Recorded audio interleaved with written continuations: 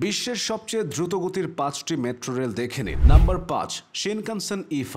জাপানের দ্রুতগতির এই মেট্রো ট্রেনটি ঘন্টায় 320 কিলোমিটার গতিতে ছুটে চলে। এই ট্রেনটিতে যাত্রীরা পায় আরামদায়ক সিট এবং নিঃশব্দে যাত্রার সেরা অভিজ্ঞতা। Number 4, SNCF TGV।